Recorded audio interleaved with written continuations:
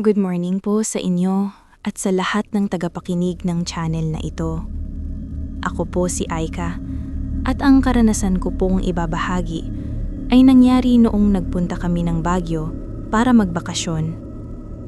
Isinusulat ko po ito hindi para manakot, kundi para ilabas ang bigat ng karanasang hanggang ngayon ay sariwa pa rin sa alaala ko.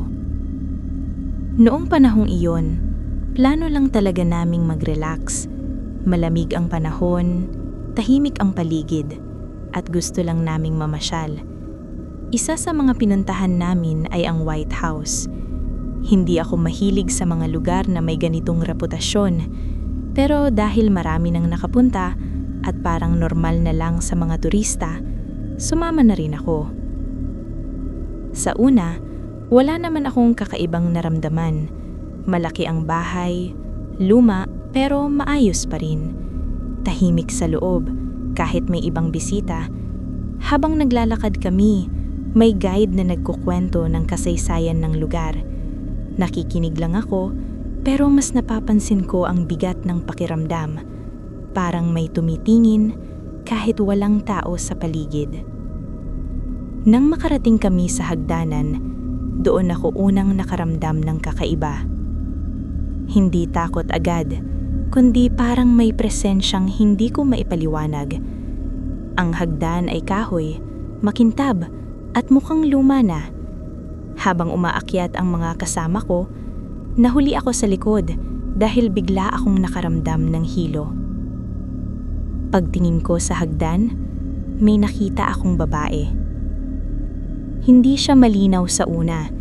Akala ko anino lang o refleksyon ng ilaw, pero habang nakatitig ako, unti-unti kong napapansin ang detalye. Nakasuot siya ng maputing bestida, mahaba ang buhok at nakatayo lang sa gitna ng hagdan. Hindi siya umaakyat, hindi rin bumababa. Nakatayo lang siya. Sinubukan kong kumurap, baka guni-guni lang. Pero nandun pa rin siya. Ang mas ikinagulat ko, hindi siya nakatingin sa amin. Nakatingin siya pababa, parang may hinihintay. Tinawag ko ang isa kong kasama, pero nang lingon niya ang hagdan, wala siyang nakita. Sa oras na iyon, parang ako lang ang nakakakita. Unti-unting nawala ang figura, parang humalo sa liwanag. Naiwan akong nanginginig. Hindi sa lamig, kundi sa kaba. Hindi ko na sinabi agad sa kanila ang nakita ko. Ayaw kong masira ang biyahe. Pero bago kami tuluyang lumabas ng bahay, napatingin ulit ako sa hagdan. Wala na ang babae, pero ramdam ko pa rin ang presensya niya.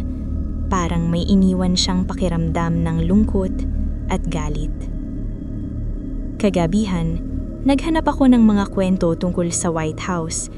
Doon ko nabasa na marami raw ang nakakakita ng isang babaeng multo sa hagdan. Palaging nakatayo, palaging tahimik, at hindi raw nagpapakita sa lahat. Hanggang ngayon, kapag naaalala ko ang hagdan na iyon, malinaw pa rin sa isip ko ang itsura ng babae. Hindi siya nananakot, hindi siya gumagalaw, pero sapat na ang presensya niya para ipaunawaan na may mga lugar, na may mga kwentong ayaw magpahinga.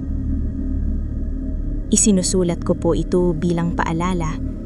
Hindi lahat ng pinupuntahan natin bilang turista ay tahimik talaga.